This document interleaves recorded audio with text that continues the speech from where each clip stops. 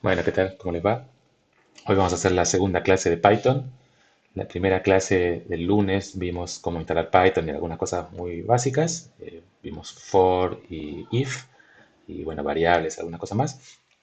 En esta clase no vamos a ver nada nuevo de estructuras de programación, sino simplemente usar lo que vimos en esa clase para calcular algunos ejemplos de polinomio de Taylor, poder aproximar algunos valores de funciones conocidas, coseno, la exponencial y logaritmo, algunas funciones conocidas, usando polinomio de Taylor. Entonces vamos a ir bastante tranquilos, o sea, la primera semana con que hayan podido instalar Anaconda y correr algunos programas simples, con eso, digamos, para la parte de Python ya es suficiente, no queremos ir muy rápido. Entonces hoy solamente, bueno, tratemos de aplicar lo que vimos a polinomio de Taylor, pero sin avanzar mucho entonces en la teoría de programación de Python para que no se les haga todo muy pesado. Vamos a ir de a poco. Entonces, lo que vamos a hacer es un nuevo notebook de Python. Esto no sé si lo habíamos visto la vez pasada. Si buscan de acá pueden abrir un notebook que ya esté hecho. Pero si ustedes quieren empezar de cero, acá tienen el botoncito New Python 3. ¿Sí? A veces está medio escondido ese lugar.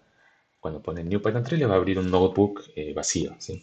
Acuérdense también que lo que estamos usando es Jupyter Notebook. O sea, cuando abren Jupyter Notebook, les aparece eso y de ahí eligen New. ¿Está bien? Entonces, lo que vamos a hacer es usar los polinomios de Taylor para aproximar algunos valores. Por ejemplo, empecemos con algo simple. Queremos calcular aproximadamente E. ¿Sí? Acá es una función, o sea, Taylor lo podemos usar para evaluar funciones. Pero si queremos calcular el valor de E, sería lo mismo que para esta función a la x, evaluarla en x igual a 1. ¿Sí? Entonces, el E a la 1 es E. Entonces, si esta función de acá la evaluamos en 1, este es el polinomio de Taylor de E a la x. Si lo evaluamos en 1, nos tiene que dar una aproximación de E. Es decir, 1 más 1 sobre 1 factorial, más 1 sobre 2 factorial, más hasta 1 sobre n factorial. Si ponemos un n suficientemente grande, va a estar bastante cerca de E. ¿Sí? Así que probemos hacer ese programita. ¿Está bien? Entonces, primero veamos cuál es el valor de E. En Python ya está grabado, hay una constante que es E, que está dentro del paquete math, import math, ¿sí? ¿No? Import math, espacio, ¿eh? Ahí está, import math. Eh, Ahí te dejo las funciones de matemática. Fíjense una cosa que no les conté otra vez. Si necesitan ayuda de algún comando, por ejemplo, ¿qué es este paquete math que acabo de importar? Pueden poner help y entre apóstrofes math. Y acá les muestra, esto es lo que dice acá, es un módulo math para hacer matemática. Y trae varias funciones matemáticas. Y acá les muestra un listado de todas las funciones matemáticas que están incluidas en math. Entonces también a veces si necesitan una función y no saben cómo hacerla, por ejemplo, logaritmos, si tienen dudas si es ln o log, bueno, acá está la función log. Y esto le permite especificar una base, pero si no ponen nada, acá le dice que toma la base natural, la base e. Bueno, hay varias funciones que están acá dentro. Nosotros lo que vamos a usar es math.e. Acá también están justo las constantes que vienen incluidas en el paquete, e, pi, tau. Bueno, nosotros lo que vamos a usar es math.e. 2718. Bueno, digamos, confiamos que este es el valor correcto de E siempre en los primeros 16 dígitos. Lo que venga después no tenemos ni idea porque este número es un número flotante en doble precisión, solamente tiene correcto los primeros 16 dígitos. Lo que viene después no hay nada después. ¿Sí? No podemos, usando esto, usar algún truco para ver cuáles son los dígitos que siguen. Es bastante complicado ver cuáles son los dígitos que siguen porque nosotros siempre estamos trabajando en precisión de 16 dígitos representativos. ¿Sí? Bueno, pero queremos aproximar eso, entonces vamos a hacer un programita. Y lo que vamos a hacer es un programita que vaya guardando todos esos términos que vimos en la sumatoria, que los vaya sumando. Entonces empezamos con p igual a 0, va a ser el valor donde vamos a ir guardando todo. Y hacemos un for i in range. Y vamos a empezar a sumar desde el término de grado 1, del x sobre 1, o en este caso el 1 sobre 1, hasta, pongamos hasta n igual a 10. Acuérdense que acá estamos poniendo 11 porque el range va hasta los menores que 11, o sea, va a ir hasta 10. Acá 2 puntos. Cuando pongo 2 puntos, ya el programa se da cuenta que estoy haciendo varios comandos dentro del for, entonces ya me deja automáticamente el espacio. Acá es importante siempre mantener ese espacio para todas las instrucciones adentro del for. Y lo que voy a hacer es, al valor este p que teníamos que era 0, ir sumándole, perdón, hacemos la fórmula esta. P empieza en 1. Entonces lo que vamos a hacer es empezar con 1 e ir sumándole 1 sobre 1 factorial, 1 sobre 2 factorial, 1 sobre 3 factorial, así hasta 1 sobre 2 factorial. Este término también lo podríamos poner dentro del for, porque esto lo podríamos pensar como x a la 0 sobre 0 factorial. Sí, empezar el for en 0. Va a ser justo x a la 0 es medio raro y 0 factorial, bueno, da 1, pero también podría traer algún problema. Entonces, dejemos como empezar en 1 y la sumatoria del for la ponemos a partir de n igual a 1, ¿sí? Entonces acá ponemos, perdón, 1. Acá como va a ser float, podemos poner 1.0, no cambia mucho. Y entonces P es lo que ya teníamos calculado de P más 1 dividido y factorial. ¿Cómo se calcula factorial? Acá también es una función del paquete math. Math.factorial entre paréntesis i. ¿Está bien? Eso es factorial de i. La vez pasada habíamos visto cómo programar factorial. Podríamos hacer nosotros nuestro propio programita para calcular factorial, pero también podemos usar esta que ya viene definido. Por eso vamos a ver la clase que viene cómo definir nosotros nuestras propias funciones, nuestros propios programas para usarlos más adelante. Por ahora estamos haciendo todo, los comandos, escribiendo todos los comandos uno por uno, ¿sí? Bueno, esto solo, aunque parezca tan simple, ya es el programa que queríamos, ¿sí? Empezamos con 1 y le vamos sumando. Cuando i vale 1 le sumamos 1 sobre 1 factorial, cuando i vale 2 le sumamos 1 sobre 2 factorial y así hasta 10 le vamos a sumar 1 sobre 10 factorial. Entonces veamos si realmente está calculando algo parecido a él. Y bueno, acá fíjense que da algo bastante parecido. 2, 7, 8, 2, 1, 8. Creo que consiguen 8 términos o 8 dígitos o 9 dígitos, ¿sí?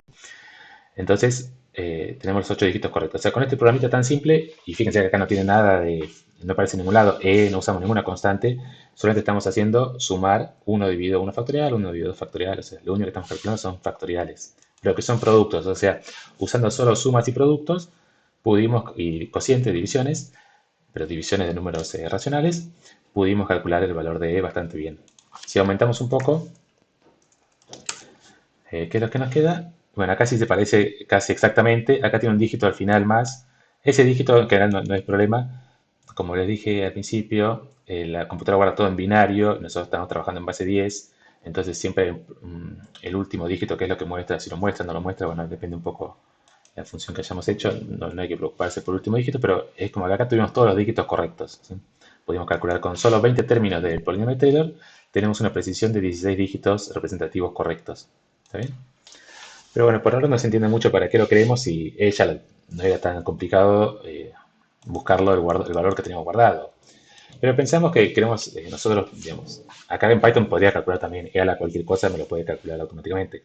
Pero pensamos que nosotros queremos calcular, programar estas funciones, es decir, que quisiéramos, por ejemplo, programar una calculadora y que lo único que podemos hacer es sumar o multiplicar. Entonces, y nos piden después, por ejemplo, calcular EAL a un medio. Bueno, tener solamente el valor de E no nos sirve para calcular E a un medio, calcular la raíz cuadrada de E, usando solo sumas y productos tampoco podemos. Pero con este programita sí lo podemos cambiar muy fácil. Lo voy a copiar así, no modificamos el que tenemos acá.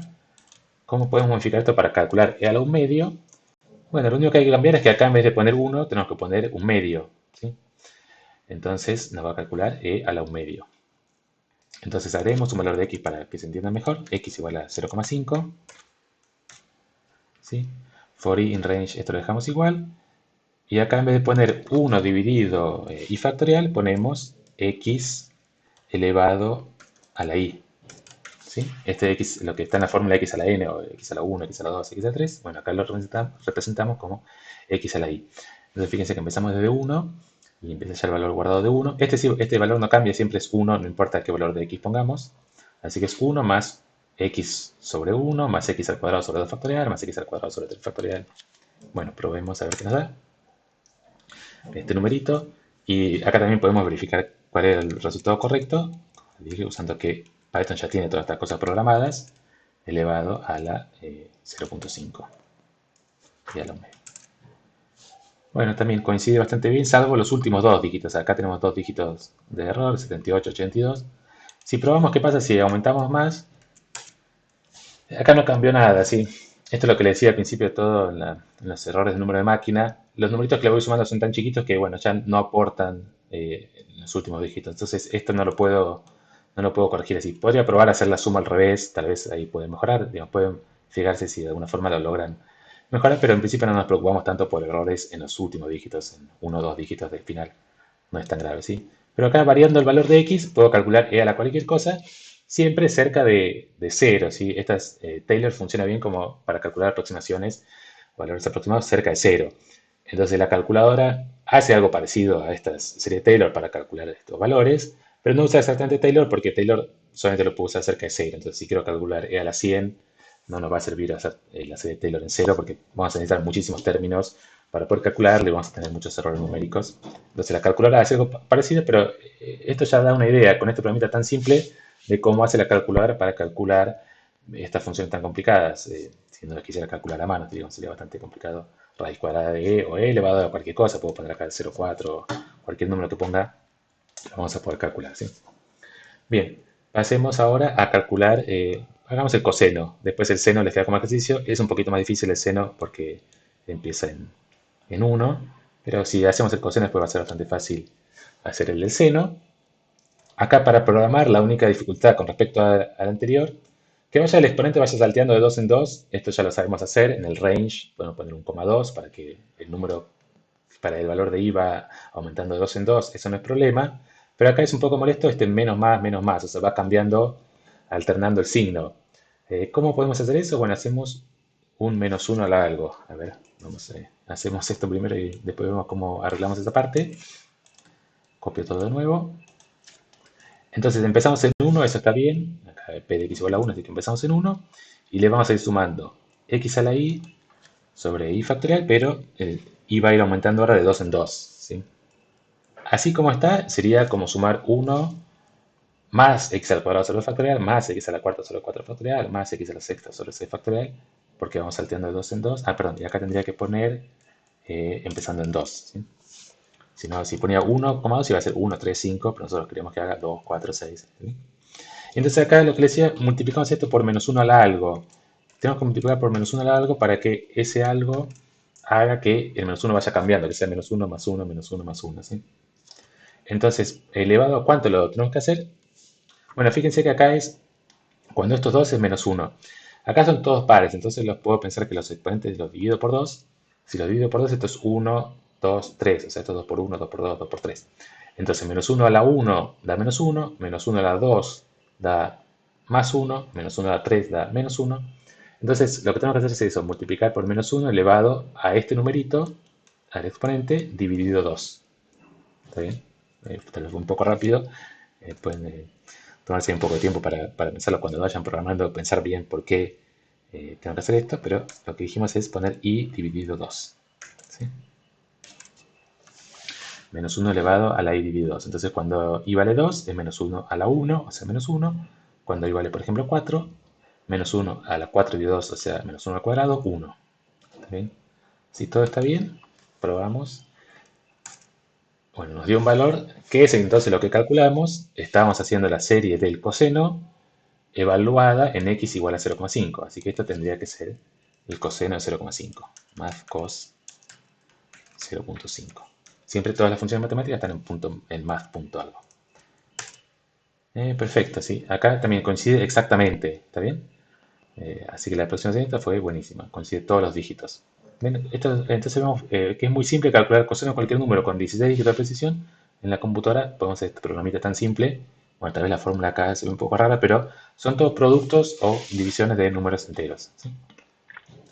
¿Qué pasa si acá probemos, si agrandamos este y tomamos un número muy grande, por ejemplo, x igual a 30, y le calculamos? Bueno, ahí da cualquier cosa, ¿sí? Esta serie dio cualquier cosa. Estamos calculando coseno de 30, y el coseno de 30 siempre tiene que ser un número entre menos 1 y 1, y nos da un número enorme que nada que ver. Pero podemos probar ahora, o sea, acá podría ser que haya errores numéricos insalvables, o que simplemente aumentando la cantidad de términos lo podamos calcular correcto. Probamos, aumentamos a 300. Overflow, dio números muy grandes. Sí, acá por eso tenemos un problema. A ver si ponemos 100. Hay que ver hasta dónde podemos llegar. Bueno, ahí con 100 he podido calcular este valor. ¿Y cuánto es coseno de 30? Tenemos que probar.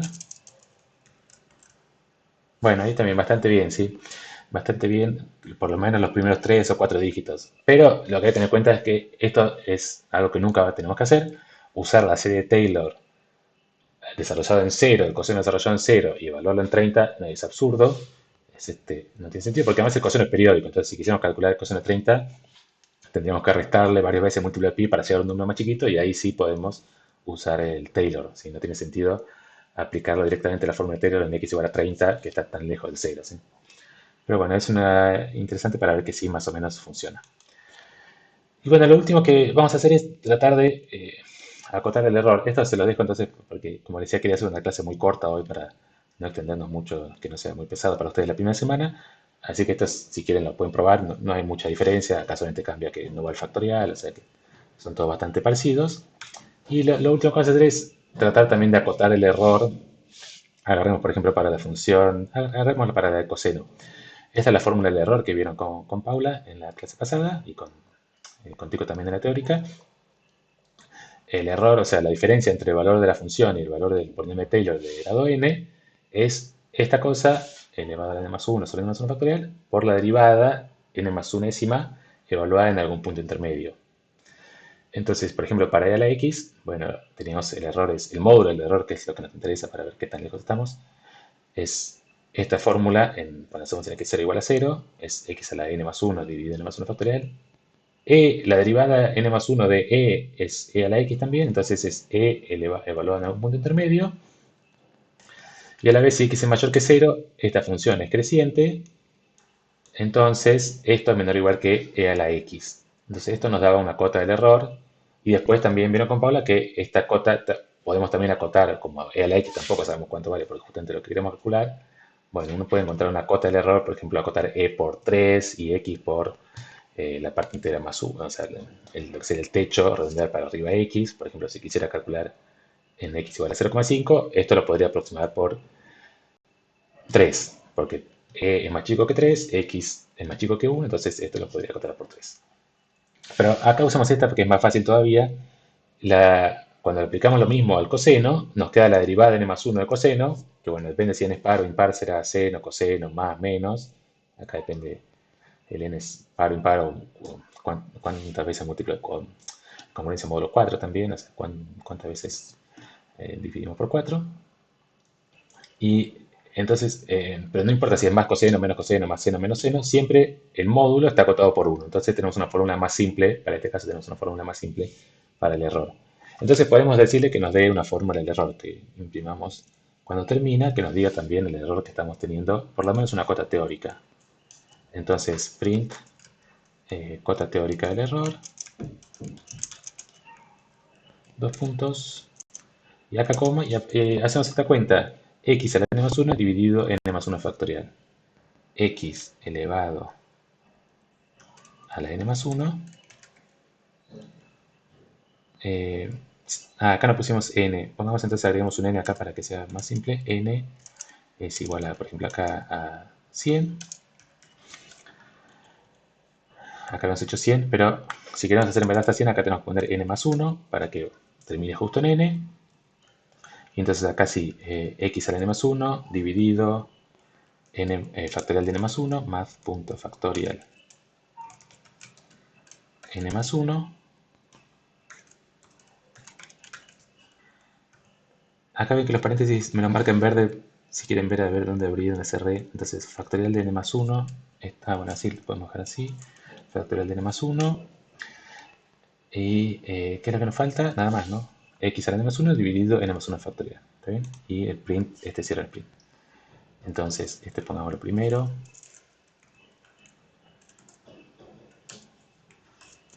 Acá pongamos aproximación, valor aproximado. P y cota teórica del error, esto. Bueno, esto también, de un número muy grande no lo... Ah, no, ¿qué pasa acá? Ah, perdón, siempre me olvido esto que es x por.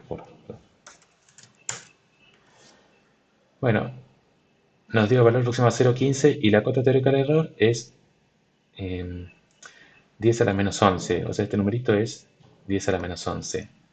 Y comparado con la realidad... Ah, acá, bueno, no tenemos este error, o sea, nos dio un error bastante más grande, ¿sí? Entonces, ¿qué es lo que pasó? Bueno, tenemos este problema de los errores numéricos, ¿sí? Habría que revisar también si el programa está bien, pero en principio el programa parece bien. Pero el problema con estos numeritos que son tan chiquitos, lo que le vamos a ir sumando al final, que hay errores numéricos muy grandes. Probemos con un número más chico, probemos con, como habíamos hecho al principio, no tiene sentido hacer el coseno tan lejos del cero, hacemos 0,5 y ahora hagamos 10 pasos.